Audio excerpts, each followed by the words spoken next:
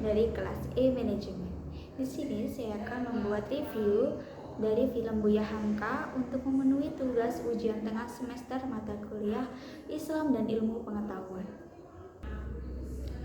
Abdul Malik Karim Amrullah atau disebut juga Buya Hamka adalah seorang ulama filsuf dan sastrawan yang lahir pada 17 Februari tahun 1908 di Sungai Batang, Sumatera Barat. Beliau merupakan tokoh besar Muhammadiyah yang menjabat sebagai ketua dan konsultan organisasi Muhammadiyah Sumatera Timur.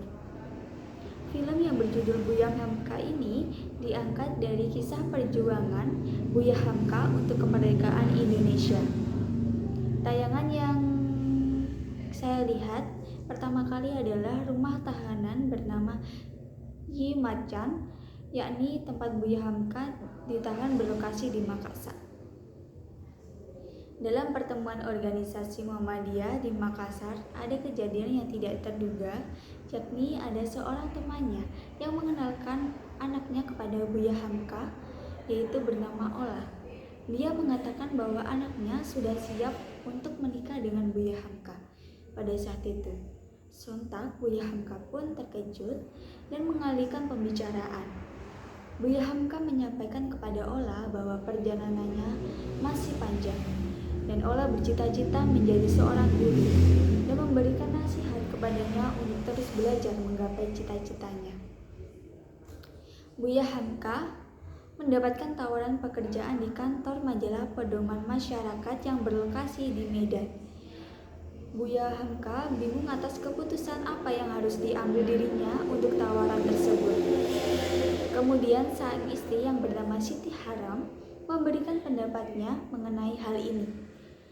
Dia menyarankan kepada Buya Hamka untuk menerima pekerjaan tersebut karena menurut Siti Haram, pekerjaan ini bisa membantu Buya Hamka untuk menyebarkan dakwah-dakwahnya. Setelah itu, Buya Hamka pun menerima saran dari sang istri. Saat Buya Hamka bekerja di kantor majalah Pedoman Masyarakat, istrinya tinggal di Padang Panjang bersama anak-anaknya di Sumatera Barat. Buya Hamka menerima kabar baik dan juga mendapatkan kabar buruk, yakni tulisannya mengenai Soekarno dijadikan bahan perbincangan oleh ulama-ulama besar.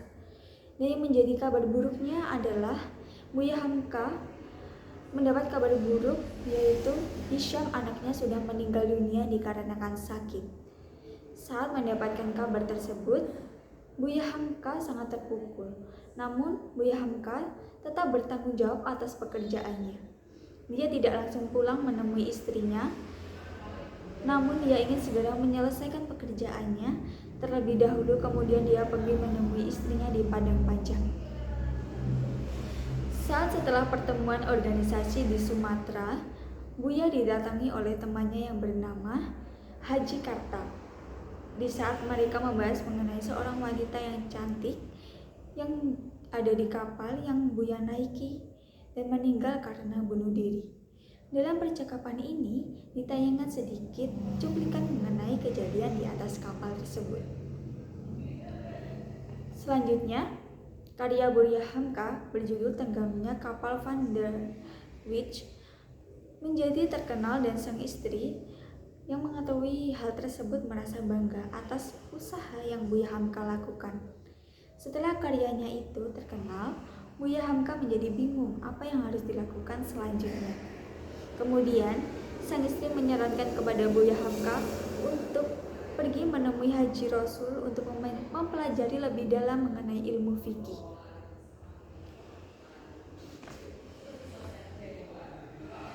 Poinnya selanjutnya yaitu karena kantor Pedoman Masyarakat semakin terkenal dan terus menuliskan tentang provokasi untuk merdeka Jepang mengambil alih kantor tersebut menjadi milik Nippon.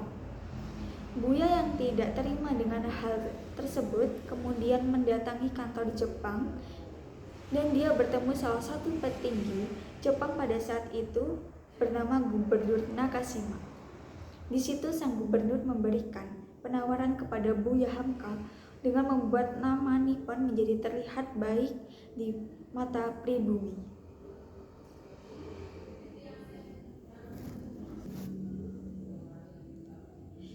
Dengan imbalan, pembunuhan dan penghancuran sekolah pada saat itu dihentikan. Setelah berpikir panjang, Buya Hamka pun menyetujui akan hal tersebut. Karena hal ini, Buya Hamka dicap sebagai penjilat dan banyak pengikut yang tidak lagi mempercayai Buya Hamka. Dan pada tanggal 15 Agustus 1945, Jepang menyerah kepada sekutu dan akan meninggalkan Indonesia. Buya yang mendengar hal tersebut senang dan akhirnya tidak perlu lagi melakukan hal yang salah dengan membuat nama Nippon terlihat baik. Namun, tidak berakhir di sana, karena Buya Hamka merupakan tokoh petinggi organisasi Muhammadiyah. Banyak anggota organisasi yang kecewa dan protes dengan apa yang sudah dilakukan oleh Buya Hamka. Dan Buya Hamka dituntut untuk mundur dari jabatannya sebagai ketua dan konsultan organisasi, yang kemudian digantikan oleh Muhammad Yun Nasution.